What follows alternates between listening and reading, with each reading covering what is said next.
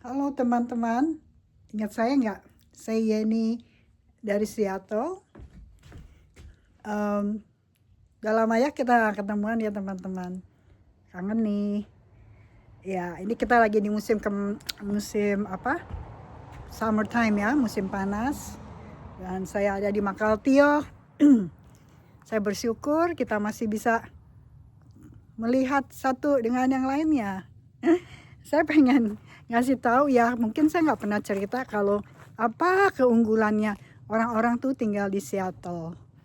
Ya, Seattle ini memang bagus ya, kalian sudah tahu, dan adalah satu destinasi yang orang banyak suka tinggal di sini.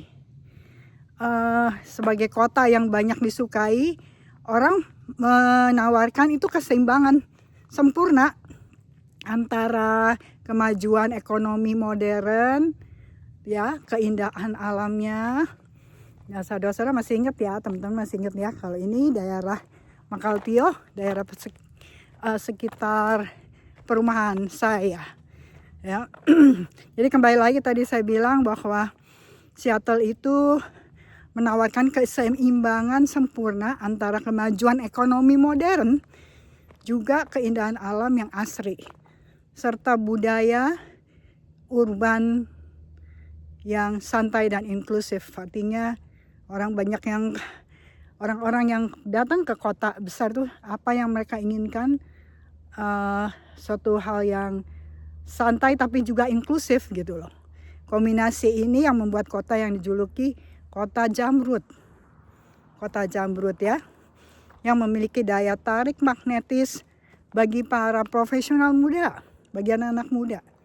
Kita juga yang mungkin nggak terlalu muda juga merasakan kenikmatannya kota ini karena kerileksannya juga kehijauannya ya. Seattle begitu populer, dicintai orang banyak. Pusat ekonomi yang kreatif, lapangan kerja yang kuat, markas raksasa dunia yang menjadi rumah bagi perusahaan global. Dan saudara-saudara tahu kalau Seattle itu terkenal dengan kota Amazon.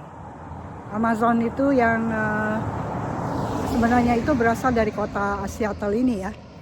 Begitu bukan hanya itu aja, Microsoft. Kemudian seperti Starbucks juga ya, yang sangat terkenal. Starbucks tuh asalnya dari sini, amazing ya. Jadi kita yang tinggal di Seattle ini sungguh bersyukur.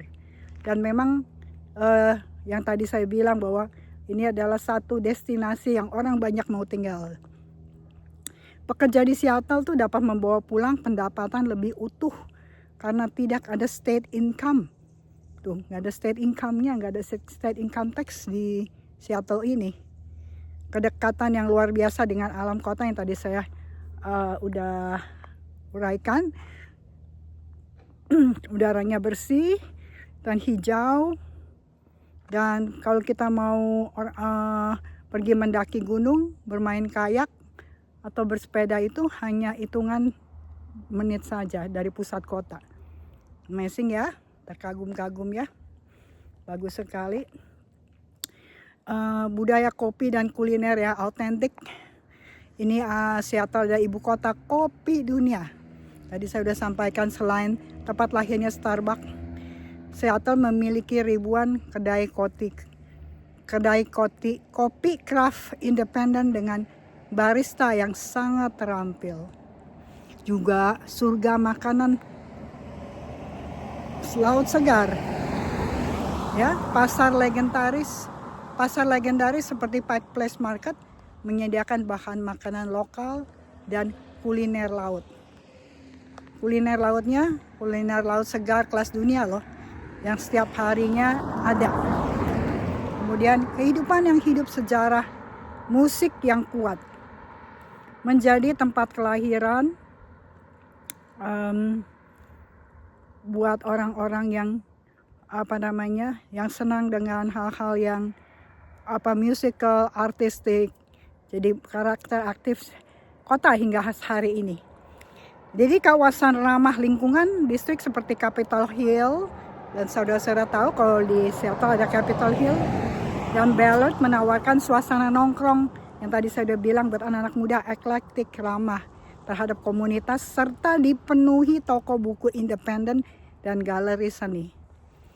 Masyarakat yang edukatif Seattle secara konsisten menduduki peringkat sebagai salah satu kota dengan tingkat pendidikan penduduk yang tertinggi di Amerika Serikat.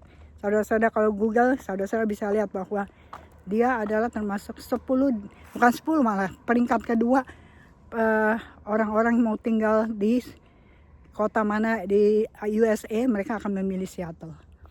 Jika Anda tertarik untuk mengetahui lebih banyak, saya bisa membantu merekomendasikan itinerary wisata 3 hari ya, kemana-kemana aja.